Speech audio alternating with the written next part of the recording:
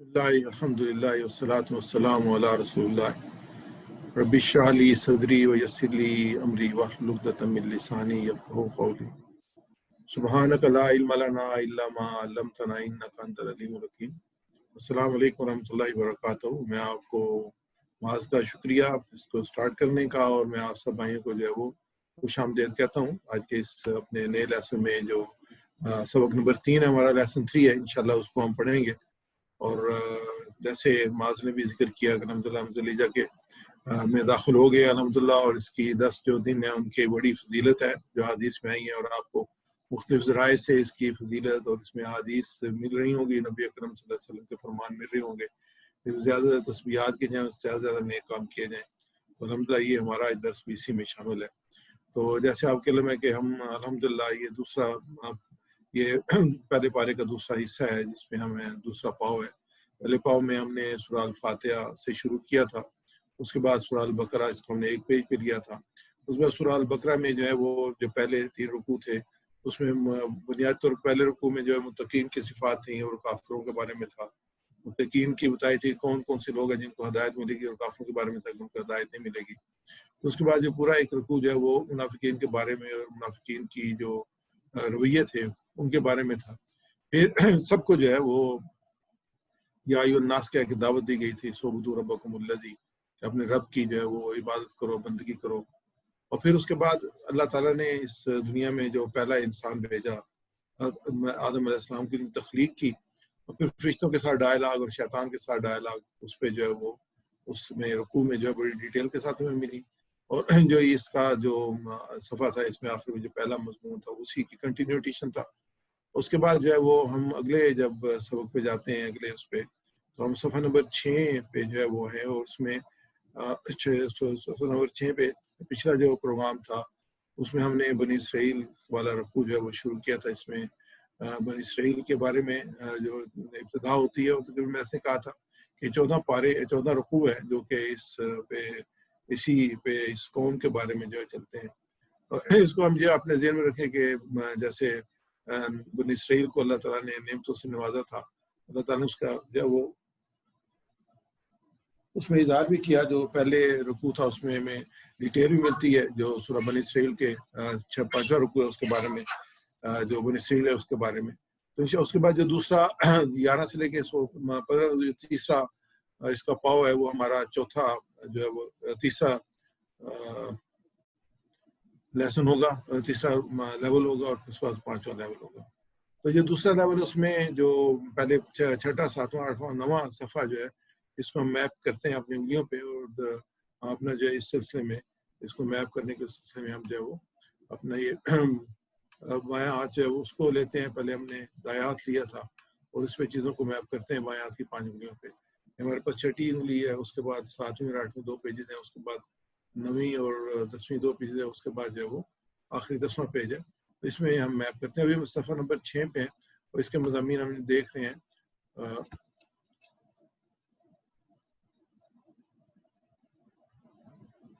معاف کیجیے گا،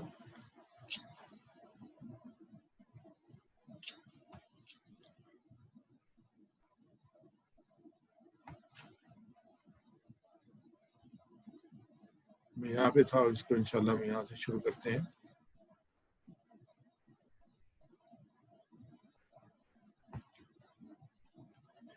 اس میں جو 6واں صفحہ تھا اس میں جو پہلی مضمون تھا ہدایت النتیجہ کا، یہ پچھلے رکوع سے آ رہا تھا۔ تو اس کے بعد جیسے میں نے آپ سے ذکر کیا کہ بنی اسرائیل کا پہلا رکوع تھا، اس میں اللہ تعالیٰ نے کہا تھا یا بنی اسرائیل اذکروا نعمتی التی انعمت علیکم اوفوا بعہدی اوفوا بعہدکم اوفوا بعہدی اوفوا بعہدکم۔ اس میں ہمارے سامنے جو اس کی ڈیٹیل آتی ہے اس رکوع کی، یا بنی اسرائیل خیال کرو، ذرا خیال کرو اس نعمت کا جو میں نے تمہیں عطا کی، اور میرے ساتھ جو تمہارا عہد تھا اسے تم پورا کرو، اور جو میرا تمہارے ساتھ ہے اسے میں پورا کروں گا، اور مجھ سے ڈرو۔ اور میں نے جو کتاب بھیجی ہے اس پر ایمان لاؤ، یعنی کہ قرآن پاک پر۔ یہ کتاب اس کتاب کی تائید کرتی ہے تمہارے پاس پہلے سے موجود ہے، لہٰذا سب سے پہلے تم ہی اس کے منکر نہ بنو، اور تھوڑی قیمت پر میری آیات کو مت بھیجو، یعنی کہ وہ جو ہے وہ حقیقت کو لوگوں کے سامنے بیان کرنے کے لیے تیار نہیں تھے، جب ان کے علم میں تھی کہ یہ آخری نبی ہے محمد صلی اللہ علیہ وسلم، اور یہ قرآن آخری کتاب ہے۔ اور میرے غضب سے بچو، باطل کا رنگ چڑھا کر حق متشبہ نہ بناؤ، اور نہ جانتے بوجھے حق کو چھپانے کی کوشش کرو. جو ان کا کیریکٹر تھا جو ان کے علماء کا اس میں بیان کیا گیا, پچھلی دفعہ ہم نے اس کو بڑی ڈیٹیل سے دیکھا تھا. آج جو ہمارے سامنے آیات آ رہی ہیں وہ اس رکوع کا دوسرا حصہ ہے پہلے رکوع کا, اور اس میں جو ہے وہ نیک کام جو کہ بنی اسرائیل کو کرنے کے لیے کہا گیا تھا. اور یہ اگر آپ اس کو تھوڑا سا گہرائی میں جا کے دیکھیں تو یہ ہمارے لیے بہت بڑی نصیحت ہے اس میں کہ اللہ تعالیٰ نے نبی اکرم صلی اللہ علیہ وسلم کو فضیلت دی, امت کو, ہماری امت کو امت مسلمہ بنایا, اور 1000 سال تک ہم نے دنیا پہ حکومت کی, لیکن اس کے بعد ہم زوال کا شکار ہو گئے. اس میں یہ ضروری ہے کہ یہ دیکھیں زوال کا شکار کیوں ہوئے, اس سے کیسے نکلا جا سکتا ہے. تو ایگزیکٹلی اسی طریقے سے بنی اسرائیل کو جیسے اللہ تعالیٰ یہاں فرما رہے ہیں کہ جو تم نے وعدہ کیا وہ پورا وعدہ کرو, میں اپنا وعدہ کروں گا, اور جو تم جو ہے وہ سب سے پہلے جھٹلانے والے نہ بنو, اور میری آیات کو جو ہے کم قیمت پہ نہ بیچو, اور حق کے ساتھ جو ہے باطل کو نہ ملاؤ, اور حق کو مت چھپاؤ. یہ ساری چیزیں وہی ہیں جو کہ میں سمجھتا ہوں کہ ہمارے لیے بھی ویلڈ ہے. تو اس کے بعد آج کا جو رکوع ہے اس میں 4 آیات ہیں 42 سے لے کے 46 تک. تو انشاءاللہ اس میں وہ اعمال, وہ کام بتلائے گئے ہیں بہت بریفلی, اور میں سمجھتا ہوں یہ بہت امپارٹنٹ رکوع ہے, اس کا یہ امپارٹنٹ پارٹ ہے. یہ پارٹ بہت امپارٹنٹ ہے کہ وہ کون سے کام ہیں جن کے سے کرنے کے بعد جو ہم اس جو صورتحال ہے اس سے نکل سکتے ہیں. تو اس میں ہے کہ بنی اسرائیل کو اللہ تعالیٰ نے یہ پچھلے رکوع کیا ہے کہ اپنی نعمتوں اور احسانات یاد دلا کر ایمان اور مثالی کی دعوت دی ہے. اور پچھلی 3 آیات میں ایمان اور عقیدے کے متعلق ہدایت تھیں جو میں نے جس کو ریوائز کیا آپ کے سامنے. تو اگلی جو 4 آیات ہیں اس میں عمل صالح کی تلقین ہے, ان میں جو اعمال سب سے زیادہ اہم ہے ان کا ذکر کیا گیا. تو یہ بڑی اہم آیات ہیں, اس پہ ہمیں غور و فکر کرنے کی ضرورت ہے. تو یہ مضامین ان آیات میں آئے وہ یہ ہے کہ جو کہا گیا ہے کہ وہ کہا کہ حکیم الصلاۃ وآتوا الزکوٰۃ وارکعوا مع الراکعین, نماز قائم کرو, زکوٰۃ دو, رکوع کرنے والا تھا رکوع کرو, یہ تواضع اختیار کرو, اور جس بات کا حکم دیتے اس پر عمل کرو, اور صبر اور نماز کے ذریعے سے اللہ سے مدد طلب کرو, موت کو یاد کر کے خشوع پیدا کرو, پھر خود نماز پڑھنا تمہارے لیے آسان ہو جائے گا. تو ہم دیکھتے ہیں کہ ان آیات میں جو ہمارے سامنے آیات ہیں اس میں جو نئے الفاظ ہیں وہ پہلی صدر پہ 2 ہیں, دوسری پہ بھی 2 ہیں, تیسری پہ بھی 2 ہیں, چوتھی پہ 1 ہے, اور یعنی کہ نمبر آف جو نئے الفاظ ہے وہ کم ہوتا چلا جا رہا ہے, اور زیادہ جو ہیں الفاظ ہیں وہ ہم جانتے ہیں. اس کا ہم لفظی ترجمہ اور فکری ترجمہ کریں گے. اعوذ باللہ من الشیطان الرجیم, وَأَقِیمُوا الصَّلَاةَ وَآتُوا الزَّکَاةَ وَارْکَعُوا مَعَ الرَّاکعِینَ, اور نماز قائم کرو اور ادا کرو زکوٰۃ, اور رکوع کرو اور رکوع کرنے والوں کے ساتھ. یہ آیت مبارکہ تھی. اس میں یہ ہے کہ وَأَقِیمُوا الصَّلَاةَ, نماز قائم کرو, اور اس میں یہ ہے کہ نماز سے ہمیں جو ہے وہ اللہ کو یاد کرنے, اس کا شکر کرنے, اس کے ساتھ اپنے تعلق کو زندہ کرنے اور مضبوط کرنے میں مدد ملتی ہے. یہ تعلق باللہ کو بڑھانے والی بات ہے جو نماز ہے. زکوٰۃ جو بندوں کے ساتھ بندوں کے تعلق کو استوار کرتی ہے, اور نماز جو اللہ کے ساتھ بندوں کے تعلق کو استوار کرتی ہے. نماز کے ساتھ نماز پڑھنے کے بہت سے فائدے ہیں, جیسے وقت کی پابندی, دوسروں سے سیکھنا, ہم خیال لوگوں سے ملاقات کرنا, ایک دوسرے سے خبرگیری کرنا. اب نماز میں جاتے ہیں تو آپ کمیونٹی میں ہوتے ہیں, لوگ آپ کو جانتے ہیں, آپ لوگوں کو جانتے ہیں, مسائل کا آپ کو پتہ چلتا ہے. لیکن یہ اگر نماز میں نہیں ہوتی تو آپ اپنے گھر میں ہی ہوتے ہیں, پھر آپ کو جو اپنے آس پاس کی معاملات کا پتہ نہیں چلتا. اور اس میں نبی صلی اللہ علیہ وسلم کی ایک حدیث ہے, اللہ کے رسول صلی اللہ علیہ وسلم نے فرمایا کہ قیامت کے روز بندے سے سب سے پہلے اس کی نماز کا محاسبہ ہوگا. اگر وہ ٹھیک رہی تو کامیاب ہو گیا, اگر وہ خراب نکلی تو وہ ناکام و نامراد رہا. اور اگر اس کی فرض نمازوں میں کوئی کمی ہوگی تو اللہ تعالیٰ فرشتوں سے فرمائے گا کہ دیکھو میرے اس بندے کے پاس کوئی نفل نماز ہے, چنانچہ فرض نماز کی کمی کی تلافی اس نفل سے کر دی جائے گی. پھر اسی انداز سے سارے اعمال کا محاسبہ ہوگا. تو یہ کمٹمنٹ ہے اللہ کے ساتھ. اگر آپ دیکھتے ہیں نماز کو بھی, اگر کوئی آدمی کلمہ پڑھتا ہے, مسلمان ہوتا ہے, تو اس کو دیکھیں کہ اس کے چند ہی لمحے بعد, چند ہی گھنٹوں کے بعد اس کو نماز کا بلاوا آ جاتا ہے. تو یہ اس کے لیے ٹیسٹ ہوتا ہے کہ واقعی وہ اس نے کلمہ پڑھا ہے اللہ پہ یا نہیں پڑھا. جب اس کو حی الصلاۃ یا الفلاح کی پکار پڑتی ہے تو کیا اس طرف لپکتا ہے کہ نہیں لپکتا. یہ آج میرے اور آپ کے لیے بھی, خاص طور پہ جو سب سے جو ہے وہ فجر کی نماز ہے وہ بڑی اہم ہے کہ الصلاۃ خیر من النوم جب کہا جاتا ہے کہ جو ہے وہ سونے سے نماز بہتر ہے, تو پھر ہم کیا اس کا جواب دیتے ہیں کہ واقعی ہم اٹھ جاتے ہیں اور اٹھ کے جو ہے وہ اللہ کی طرف لپکتے ہیں, نماز سے جاتے ہیں اپنے رب سے ملاقات کے لیے. تو یہ بندہ وہی کر سکتا ہے جو باقی نمازوں میں پابندی کرتا ہے, تو اس کے لیے فجر کی نماز پڑھنا بھی آسان ہو جاتا ہے. جیسے آج کی ان آیات میں خاشعین کا ذکر آ رہا ہے, انشاءاللہ ہم پڑھیں گے. تو یہ آسان ہوتی ہے جب انسان جو خشوع اختیار کرتا ہے اس کے لیے. ایک اور حدیث پاک ہے, نبی صلی اللہ علیہ وسلم نے فرمایا بے شک بندے اور شرک اور کفر کے درمیان فرق جو نماز کو چھوڑ دینا ہے. اگر انسان نماز کو چھوڑ دیتا ہے تو پھر وہ جو ہے وہ اس کے بارے میں کچھ نہیں کہا جا سکتا، کیونکہ مسلمان کا تصور ہی نہیں ہے کہ وہ اپنے رب کی جو فرض ہے. آپ دیکھیں ہم نے قرآن پاک پڑھنا شروع کیا شروع سے، تو جو پہلی آیات تھی الف لام میم ذالک الکتاب لا ریب فیہ ھدی للمتقین الذین یؤمنون بالغیب ویقیمون الصلاۃ. جو سب سے پہلے عملی چیز جو قرآن پاک میں آئی وہ یقیم الصلاۃ، نماز قائم کرنے کی بات. یہ دوسری دفعہ پھر اس قرآن پاک سیکنڈ ٹائم آ رہا ہے کہ جو ترتیب دی گئی جس طریقے سے وہ بچ سکتے ہیں، یا یہ ان کی جو کمزوری تھی جس کے بارے میں بتایا جا رہا ہے کہ کیوں جو ہے وہ ذلت میں چلے گئے اور کیوں انہوں نے اللہ تعالیٰ کی جو ہے وہ نعمتوں کا کفران کیا. اس کی سب سے پہلی جو تھی اس کو ریکور کرنے والی نماز ہے، اور اس کو جو اس کا چھوڑنے والی بھی نماز ہے. جو نماز انسان کو چھوڑ دیتا تو اللہ کی نعمتوں کا کفر کر رہا ہوتا ہے.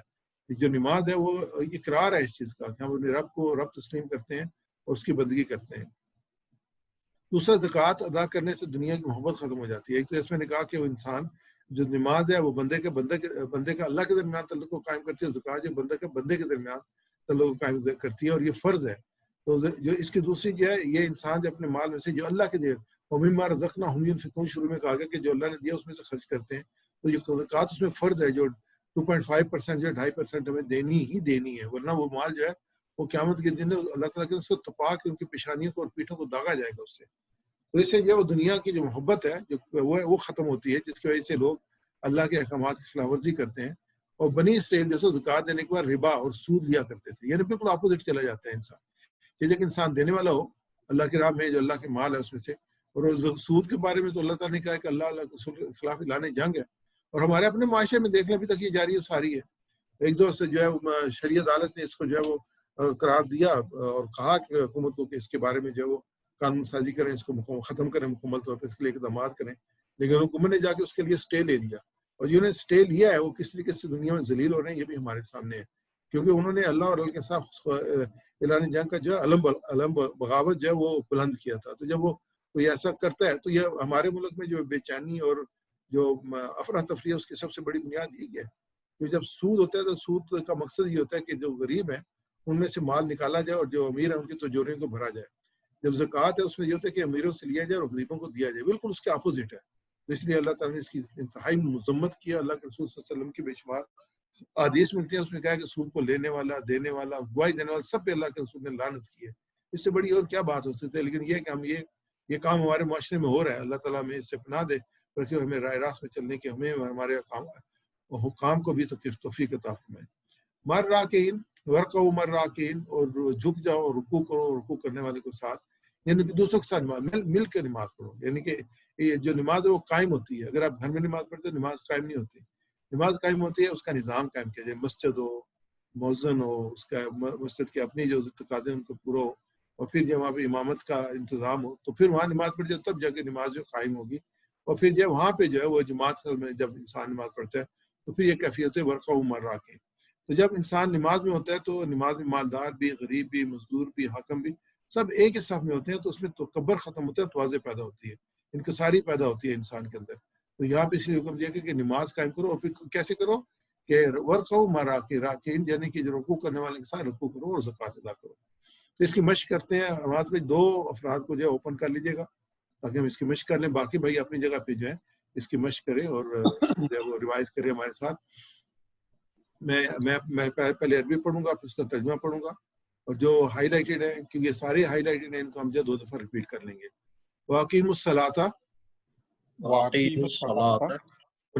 قائم کرو نماز، اور قائم کرو نماز، واقیم الصلاۃ، اور قائم کرو نماز، اور قائم کرو نماز، وآتوا الزکوٰۃ، اور ادا کرو زکوٰۃ، وآتوا الزکوٰۃ، اور ادا کرو زکوٰۃ، آتوا الزکوٰۃ، اور ادا کرو زکوٰۃ، وآتوا الزکوٰۃ، اور ادا کرو زکوٰۃ، ورکعوا مع الراکعین، اور رکوع کرو رکوع کرنے والوں کے ساتھ، ورکعوا مع الراکعین، اور رکوع کرنے والوں کے ساتھ، رکوع کرنے والوں مع الراکعین، اور رکوع کرو رکوع کرنے والوں کے ساتھ، ورکعوا مع الراکعین، اور رکوع کرو رکوع کرنے والوں کے ساتھ، رکوع کرنے والوں کے ساتھ. اللہ خیر. آگے ہم چلتے ہیں، اگلی آیت لیتے ہیں. اتامرون الناس بالبر وتنسون انفسکم وانتم تتلون الکتاب افلا تعقلون. کیا تم حکم دیتے ہو لوگوں کو نیکی کا اور تم بھول جاتے ہو اپنے آپ کو حالانکہ تم پڑھتے ہو کتاب، کیا پھر تم سمجھتے نہیں؟ اتامرون الناسا، کیا تم حکم دیتے ہو لوگوں کو بالبر، نیکی کا۔ نیکی جو ہے اس میں انشاءاللہ ہم ڈیٹیل میں پڑھیں گے، اس میں جتنی بھی بھلائی ہوتی ہیں ساری کی ساری شامل ہو جاتی ہیں، یعنی لوگوں کو تم حکم دیتے ہو نیکی کا۔ دوسرے تنسون انفسکم، اور اپنے آپ کو بھول جاتے ہو، یعنی کہ ان کو نیکی کے کہہ رہے ہوتے لیکن خود وہ کام نہیں کر رہے ہوتے۔ وانتم تتلون الکتاب، حالانکہ تم کتاب پڑھ رہے ہو، یعنی کتاب میں کیا ہے؟ کتاب میں نیکی آپ کو بتایا کہ اپنی زندگی کیسے گزارنی ہے۔ افلا تعقلون، حالانکہ تم اس کو سمجھتے ہو، یعنی تم عقل رکھتے ہو۔ اس میں دو لفظ نئے آئے ہیں، بالبر اور افلا تعقلون، ہم اس کو ریوائز کر لیتے ہیں، افلا تعقلون، ویسا ریوائز کیجیے گا، افلا تعقلون، افلا تعقلون، پھر تم سمجھتے نہیں ہو، کیا تم سمجھتے نہیں؟ افلا تعقلون، افلا تعقلون، پھر تم سمجھتے نہیں ہو، کیا پھر تم سمجھتے نہیں؟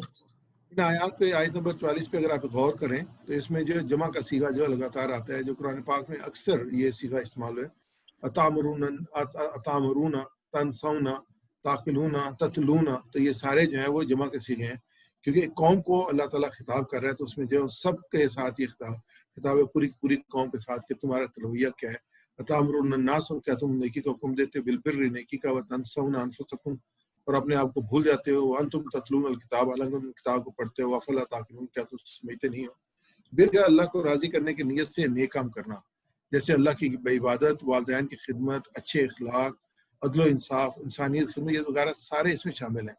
بر نیکی کو مجموعی کہتے ہیں، بر جو ہے وہ نیکیوں کا سا مجموعہ جو ہے، جس میں جیسے کہا کہ اللہ کو راضی کرنے کی نیت سے نیکا، بلکہ جو بھی کام کیا جائے اس میں جو نیکی ہے وہ یہی ہے کہ اس لیے کیا کہ اللہ ہم سے راضی ہو اور اللہ کے حکم کو مطابق ہو۔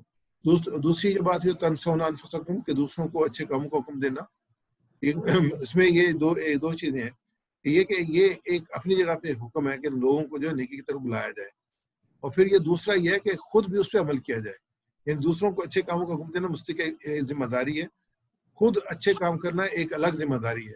ہمیں دونوں کو بہتر طریقے سے کرتے رہنا چاہیے، یعنی کہ لوگوں کو حکم بھی دے اور خود بھی اس پہ عمل کرے۔ جس بات کی آپ تبلیغ کرتے ہیں اس پر عمل کیجیے، اس کا مطلب یہ نہیں کہ یوں کہتا ہے کہ میں خود عمل نہیں کرتا اس لیے میں حکم نہیں دیتا، بلکہ حقیقت یہ ہے کہ انسان جب اس چیز کا لوگوں کو نیکی حکم دیتا خود کرتا ہو تو اس کی جو ہے وہ بات کو کہنے میں قوت پیدا ہوتی ہے، لیکن وہ خود نہ کرتا ہو تو اس میں وہ قوت پیدا نہیں ہوتی، وہ اس طریقے سے لوگوں کو کہہ نہیں سکتا، لیکن یہ اس سے وہ مبرہ نہیں ہوتا کہ وہ لوگوں کو نہیں لیکن کا حکم نہ دے کہ میں خود نہیں کرتا اس لیے حکم دیتا۔ اس میں ہم جو اس کو جو مفسرین کے جو مختلف مضامین ہیں قرآن پاک میں سے دیکھتے ہیں۔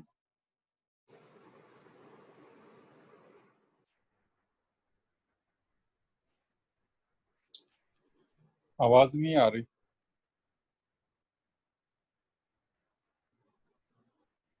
آواز نہیں آ رہی ڈاکٹر صاحب؟ اب آواز آ رہی ہے آپ کو؟ اب ٹھیک ہے، اب ٹھیک ہے۔ رشتہ داروں کو یہ تلقین کرتے ہیں کہ تم محمد صلی اللہ علیہ وسلم کی پیروی کرتے رہو اور دین اسلام پر قائم رہو، مگر خود نفسانی خواہشات اتنے مغلوب ہیں کہ اسلام کو قبول کرنے کے لیے تیار نہ تھے۔ ان لوگوں کو کہتے تھے کہ یہ حق ہے لیکن خود اس کو قبول کرنے کے لیے تیار نہ تھے، یعنی معنی کے اعتبار سے ہر اس شخص کی مذمت ہے جو دوسروں کو تو نیکی اور بھلائی کی ترغیب دے مگر خود عمل نہ کرے، دوسروں کو خدا سے ڈرائے مگر خود نہ ڈرے۔ ایسے شخص کے بارے میں حدیث میں بڑی ہولناک وعیدیں آئی ہیں۔ حضرت انس سے رضی اللہ تعالیٰ سے روایت ہے کہ حضرت محمد صلی اللہ علیہ وسلم نے ارشاد فرمایا کہ شب معراج میرا گزر کچھ لوگوں سے ہوا جن کے ہونٹ اور زبانیں آنکھ کی کینچیوں سے قطرے جا رہے تھے۔ میں نے جبریل علیہ السلام سے پوچھا کہ یہ لوگ کون ہیں؟ جبریل نے بتایا یہ آپ کی امت کے دیندار واعظ ہیں جو لوگوں کو نیکی کو حکم کرتے تھے مگر اپنی خبر نہ لیتے تھے۔ ابن کثیر نے اس کو جو ہے وہ اپنی تفسیر میں نوٹ کیا ہے، تو اس کو ہم جو ہے وہ مل کے پڑھ لیتے ہیں، اس کی مشق کرتے ہیں۔ اتامرون الناس، اتأمرون الناس، کیا تم حکم دیتے ہو لوگوں کو، کیا تم حکم دیتے ہو لوگوں کو نیکی کا، بالبر، نیکی کا، بالبر، نیکی کا، تنسونا، اور بھول جاتے ہو، تنسونا، اور تم بھول جاتے ہو، انفسکم، اپنے آپ کو، انفسکم، اپنے آپ کو، وانتم، اور تم، وانتم، اور تم، تتلون الکتاب، حالانکہ کتاب پڑھتے ہو، حالانکہ کتاب پڑھتے ہو، افلا تعقلون، کیا تم نہیں سمجھتے نہیں، افلا تعقلون، کیا پھر تم سمجھتے نہیں؟ میں پڑھوں گا، آپ جب اس کو اردو ترجمہ کریں گے. اتامرون الناس بالبر، کیا تم تأمرون الناس بالبر، آپ اس کا عربی اردو ترجمہ کریں گے. اتامرون الناس بالبر کیا تم حکم دیتے ہو لوگوں کو نیکی کا، وتنسون انفسکم اور تم بھول جاتے ہو اپنے آپ کو، وانتم تتلون الکتاب حالانکہ تم پڑھتے ہو کتاب، افلا تعقلون. کیا پھر تم سمجھتے نہیں؟ جزاک اللہ خیر. الحمدللہ. اگلی آیت پہ چلتے ہیں. وَاسْتَعِينُوا بِالصَّبْرِ وَالصَّلَاةِ إِنَّهَا لَكَبِيرَةٌ إِلَّا عَلَى الْخَاشِعِينَ، اور تم مدد حاصل کرو صبر کے ذریعے سے اور نماز کے ذریعے سے، اور بلا شبہ وہ بہت دشواری ہے مگر عاجزی کرنے والوں کے نہیں، خاشعین کے لیے نہیں ہے. وَاسْتَعِينُوا بِالصَّبْرِ، اور تم مدد. وَاسْتَعِينُوا استعانت یہ ہے، ہم نے اس میں ایاک نعبد و ایاک نستعین سورہ بقرہ میں، سورہ فاتحہ میں پڑھا تھا، مدد کہ ہم تجھ سے مدد مانگتے ہیں، مدد حاصل کرنا بالصبر، صبر کے ذریعے سے. صبر کے لغوی معنی ہے رکنے کے اور باندھے رکھنے کے، یعنی کوئی چیز کرنے کو جی چاہ رہا ہے لیکن جائز نہیں تو انسان اس سے رک جائے تو اس کو صبر کہیں گے. اس سے مراد ہے وہ مضبوطی عزم کے، وہ پختگی اور خواہش نفس کا وہ انضباط ہے کہ اس سے رک جانا ہے خواہش نفس سے. جس نے اس ایک شخصی خواہشات، نفسانی ترغیبات اور بیرونی مشکلات کے مقابلے اپنے قلب و ضمیر کو پسند کے راستے میں لگاتار بڑھاتا چلا جائے تو یہ اس کا ہوگا صبر ہوگا. ارشاد الہی کا مدعا یہ ہے کہ اخلاقی صفت اپنے اندر پرورش کرو اور باہر کی طاقت پہنچانے کے لیے نماز سے پابندی، یعنی کہ اندر جو ہے یہ صبر کی اور باہر سے نماز کی طاقت سے اس کو جو ہے وہ انسان جو ہے وہ آگے بڑھ سکتا ہے اور اللہ کے احکامات پہ عمل کر سکتا ہے. وَاسْتَعِينُوا بِالصَّبْرِ، صبر کے ذریعے سے، وَالصَّلَاةِ، نماز ذریعے سے، اندرونی طور پہ صبر سے، بیرونی طور پہ نماز سے. وَإِنَّهَا لَكَبِيرَةٌ إِلَّا عَلَى الْخَاشِعِينَ، جب بھی کوئی اللہ کی اطاعت میں مشکل کا سامنا ہو تو صبر اور نماز کے ذریعے سے اللہ کی مدد حاصل کیجیے، اس لیے کہ نماز اللہ کے ساتھ ہمارے تعلق کو مضبوط کرتی ہے. اللہ کے رسول صلی اللہ علیہ وسلم نے فرمایا جو شخص اپنے اوپر زور ڈال کر صبر کرتا ہے تو اللہ تعالیٰ بھی اسے صبر استقلال دے دیتا ہے. کسی کو بھی صبر سے زیادہ بہتر، اس سے زیادہ بے پایا خیر نہیں ملتی. اللہ تعالیٰ نے قرآن پاک میں صابر اور صابرون کی بہت تعریف کی ہے، اور یہ ایک ایز اے ٹول جو ہے وہ اللہ تعالیٰ نے دیا ہمیں. سورہ عصر کا بھی جب مطالعہ کرتے ہیں وہاں پہ بھی جو 4 صفات بتائی گئی ہیں، وَتَوَاصَوْا بِالْحَقِّ وَتَوَاصَوْا بِالصَّبْرِ، اس میں بھی صبر آیا ہے. تو یہ جو انسانیت کے لیے، بہتری کے لیے، راہ راست کے لیے، اللہ کی مدد حاصل کرنے کے لیے یہ بہت اہم ہے، اور قرآن پاک میں اس کی بڑی تلقین آئی ہے. اس کے بعد جو ہے خشوع، انہا لکبیرۃ الا علی الخاشعین، یہ بلا شبہ بڑی دشوار ہے لیکن مگر عاجزی کرنے میں، خاشعین کے لیے نہیں ہے. اب خاشعین کون ہے؟ خشوع سے مراد قلبی سکون اور انکساری ہے جو اللہ کی عظمت اور اس کے سامنے اپنی حقارت کے علم سے پیدا ہوتی ہے کہ اللہ ہمارا عظیم ہے اور میں کوئی چیز نہیں ہوں اس کے مقابلے میں، بہت بہت کم ہوں، اور میں ایک بندہ ہوں، وہ میرا رب ہے. اس کے نتیجے میں اطاعت آسان ہو جاتی ہے. کبھی اس کے آثار بدن پر بھی ظاہر ہونے لگتے ہیں کہ بعد متواضع اور شکستہ قلب نظر آتا ہے. اگر دل میں خدا کا خوف اور تواضع نہ ہو تو خواہ وہ ظاہر میں کتنا ہی باادب ہو، متواضع ہو، لیکن وہ خشوع کا حامل نہیں ہے.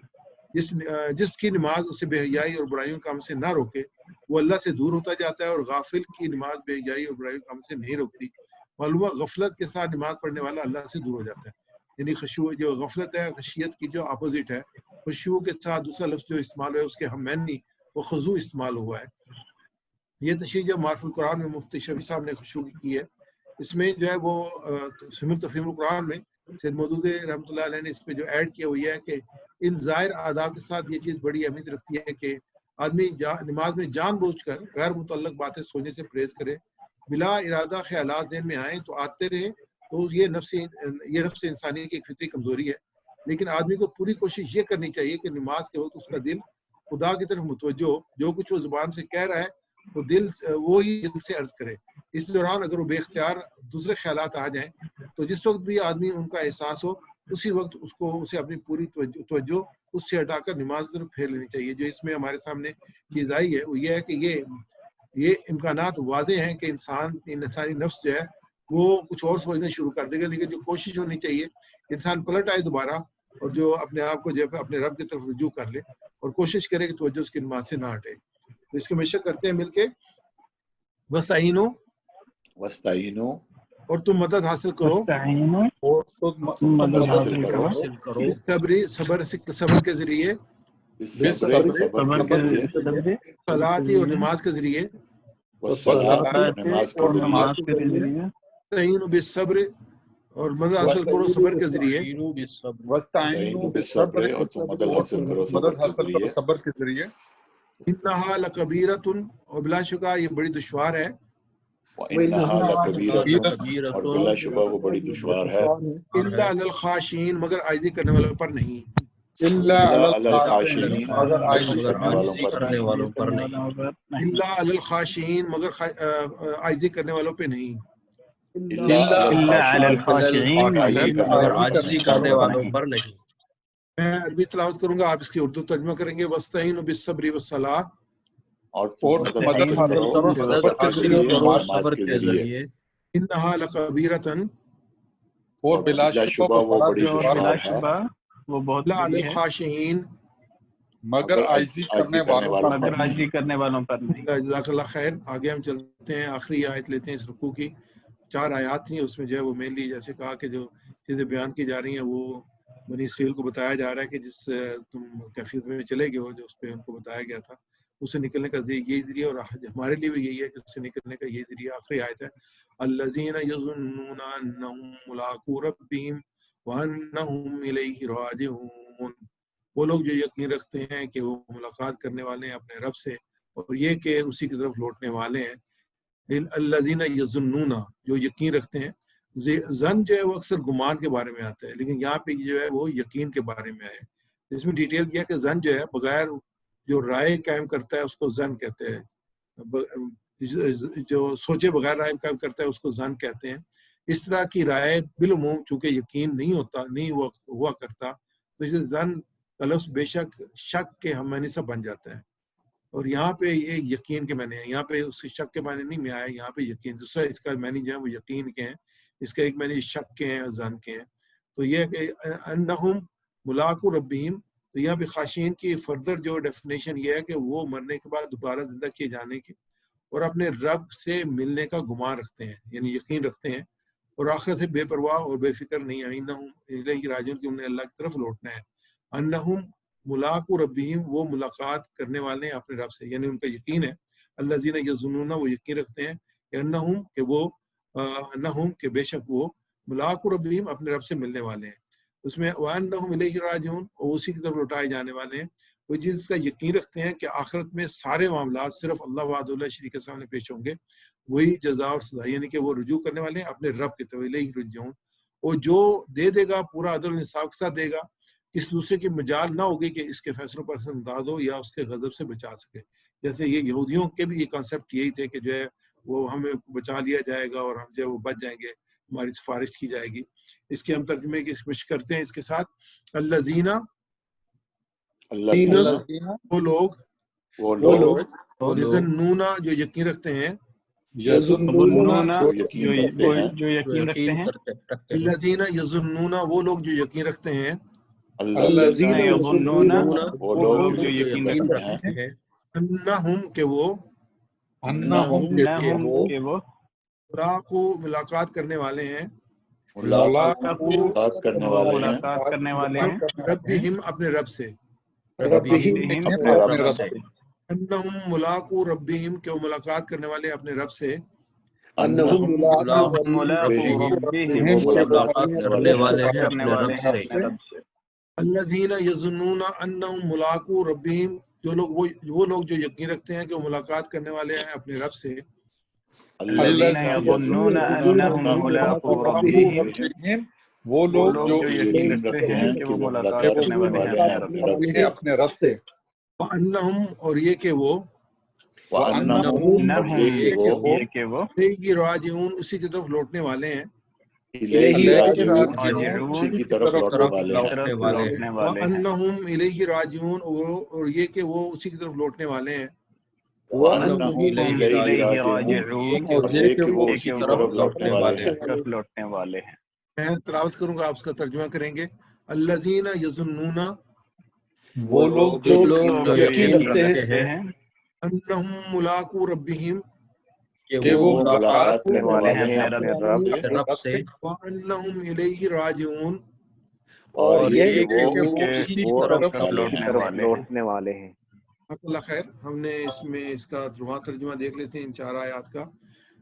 پہلی آیت ہے اور قائم کرو نماز اور ادا کرو زکوٰۃ اور رکوع کرو رکوع کرنے والوں کے ساتھ۔ یہ پہلا حکم تھا جو دیا گیا بنی اسرائیل کو، اور ہمیں بھی یہ اسٹینڈنگ آرڈر ہے اللہ تعالیٰ کا، سب قوموں کو یہی دیا گیا اللہ تعالیٰ کی طرف سے۔ اور پھر یہ کیا دوسری جو ہے وہ یہ کہ کیا تم حکم دیتے ہو لوگوں کو نیکی کا اور پھر بھول جاتے ہو، پھر تم بھول جاتے ہو اپنے آپ کو حالانکہ تم پڑھتے ہو کتاب، کیا پھر بھی تم سمجھتے نہیں؟ اس سے اگلی آیت تھی اور تم مدد حاصل کرو صبر اور نماز کے ذریعے سے، بے شک وہ بڑی دشوار ہے مگر عاجزی کرنے والوں پہ نہیں۔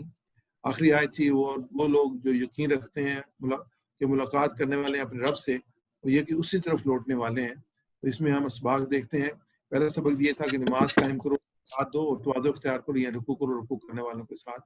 دوسرا سبق یہ تھا کہ جس بات کا حکم کرتے ہو اس پر عمل کرو، اور تیسرا حکم یہ تھا کہ صبر اور نماز کے ذریعے سے اللہ کی مدد طلب کرو، اور چوتھا یہ تھا کہا گیا کہ موت کو یاد کرو موت کو یاد کر کے خوشو پیدا کرو، یہ خود بخود نماز پڑھنا آسان ہو جائے گا۔ اس کو جو ہم اپنی زندگی میں کیسے لائیں اور اس کے لیے ہمارے کیا سٹیپس ہوں گے، یقیناً ہمیں اپنی زندگی میں لانا ہے۔ ہم دعا کرتے ہیں اللہ تعالیٰ سے، اے اللہ جس بات کی میں تبلیغ کرتا ہوں مجھے خود اس پر عمل کرنے والا بنا دے۔ تو ہمیں پوری کوشش کرنی چاہیے جو نیکی ہے اس کو اپنائیں۔ تو جیسے میں نے آپ سے کہا تھا کہ اس میں انسان کی قوت میں بہت اضافہ ہو جاتا ہے، دوسروں کو کہتا ہے تو اس کی جو کمٹمنٹ یا اس کی جو قوت ہوتی ہے، فورس جو ہوتی ہے وہ بڑھ جاتی ہے، اور دوسروں کو وہ یقیناً جو ہے پھر عمل کرنے پہ ابھار سکتا ہے۔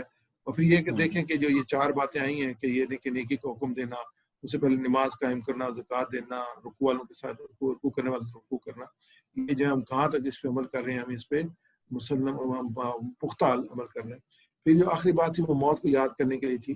موت یاد کرنے کے لیے جو قبرستان کرنے کے نبی صلی اللہ علیہ وسلم نے بھی اجازت دی تھی اس وجہ سے تاکہ تمہیں موت یاد آئے۔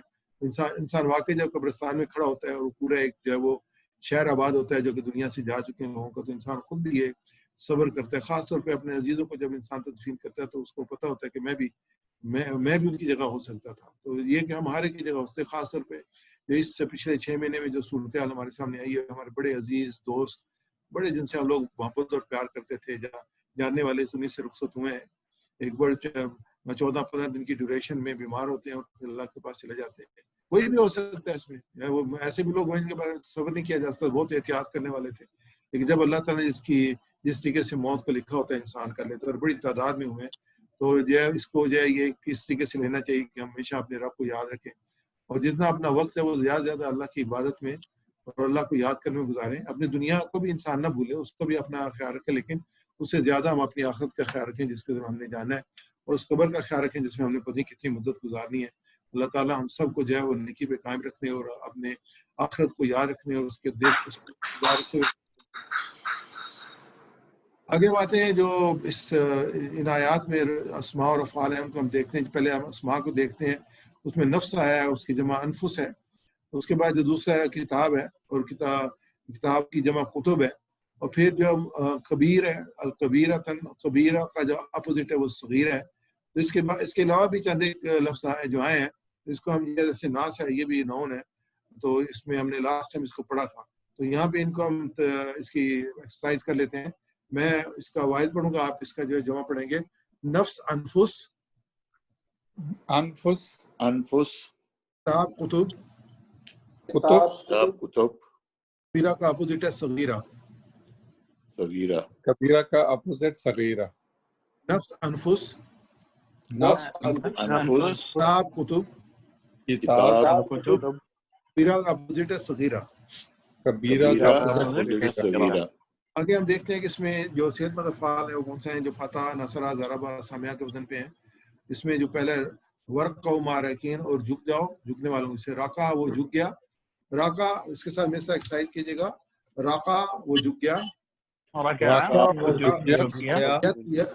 یرقع وہ جھکتا ہے، یرقع وہ جھکتا ہے، ارقا جھک، ارقا جھک، راقع جھکنے والا، راقع جھکنے والا، رکوع جھکنا، جھکنا، راقع یرقع ارقع ارقا، راقع یرقع ارقا، راقع یرقع ارقا، راقع یرقع ارقا، راقع رکوع، راقع رکوع، راکع رکوع رکوع تعمرون امر سے تعمرون الناس حکم دیتے ہو بالبر نیکی کا حکم دینا.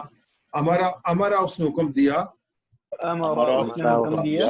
یامر وہ حکم دیتا ہے. مر حکم دے. عامر حکم دینے والا. معمور جس کو حکم دیا گیا. معمور اس کو حکم دیا گیا. امر حکم. امر حکم. 199 ٹائم جو ہے قرآن پاک میں ہے. اس کو ریپیٹ کرتے ہیں. امارا یامرو مر. امارا یامرو مر. ہمارا یامرو مر. عامر معمور امر. عامر معمور امر. ہمارا یامرو مر. عامر معمور امر. عامر معمور افلا تاکلون تم سمجھتے کیوں نہیں ہو. اکلا سمجھنا. اکلا اس نے سمجھا. اکلا اس نے سمجھا. یاکلو وہ سمجھتا ہے. یاکلو وہ سمجھتا ہے. عقل سمجھ. سمجھ. عاقل سمجھنے والا. عاقل سمجھنے والا. معقول جس کو سمجھا گیا. معقول جس کو سمجھا گیا. عقل سمجھنا. سمجھنا. اکلا یاکلو عقل. اکلا یاکلو عقل. عقل سمجھنا. عاقل معقول عقل عقل. یعقلو عاقل معقول عقل. عاقل عقل معقول یعقلو عقل. عقل اکلا یاکلو عاقل معقول عقل. عاقل معقول عقل. عاقل معقول عقل. آگے چلتے ہیں. خاشعین. خاشعین یا الخاشعین یعنی کہ جو عاجزی اختیار کرتے ہیں. خشع عاجزی اختیار کرنا. خشع عاجزی عاجزی اختیار کرنا. یخشع وہ عاجزی اختیار کرتا ہے. خشع اخشع عاجزی اختیار کر. خاشع عاجزی اختیار کرنے والا. عاجزی اختیار کرتا ہے. خشع یخشع اخشع. خشع یخشع اخشع.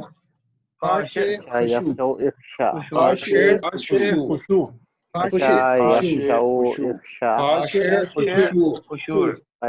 خشوع. راجعون انہم الیہ راجعون. اس کی طرف رجوع چلنا پلٹنا. راجع وہ پلٹا. پلٹا. یرجع وہ پلٹتا ہے. وہ پلٹتا ہے. ارجع پلٹ. راجع پلٹنے والا. رجوع پلٹنا. رجوع پلٹنا. راجع یرجع ارجع. رجع یرجع ارجع. راجع یرجع ارجع. راجع یرجع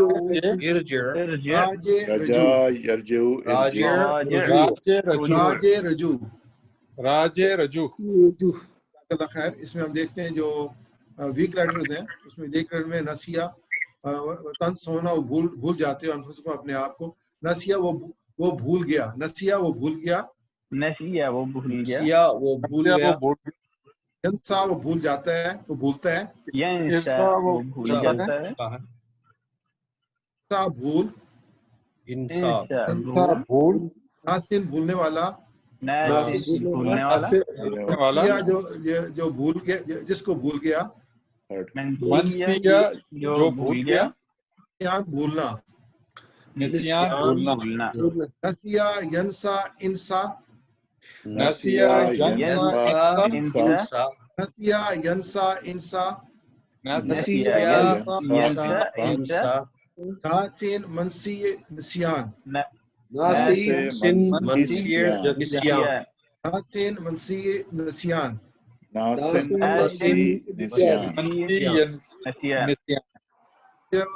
یتلون الکتاب وہ تلاوت کرتے ہیں کتاب کی. پڑھتے ہیں کتاب کی. تلا اس نے تلاوت کی. یتلو وہ تلاوت کرتا ہے. وہ تلاوت کرتا ہے. اتلو تلاوت کر. तालिन तलावत करने वाला, तालिन तालिन तलावत तलावत करने वाला, करने वाला, मतलू जिसकी तलावत की गई, मतलू जिसकी जिसकी तिलावत तलावत की की गई, गई, तलावा तलावत, तिलावत तिलावत तिलावत तिलावत, तला यतलू उतलू, तला तला यतलू यतलू उतलू, उतलू, तला यतलू उतलू, ताला यतलू उतलू, उतलू, तालिन मतलू तिलावा, तालिन मतलू तिलावा, तिलावा, तालिन मतलू तिलावा।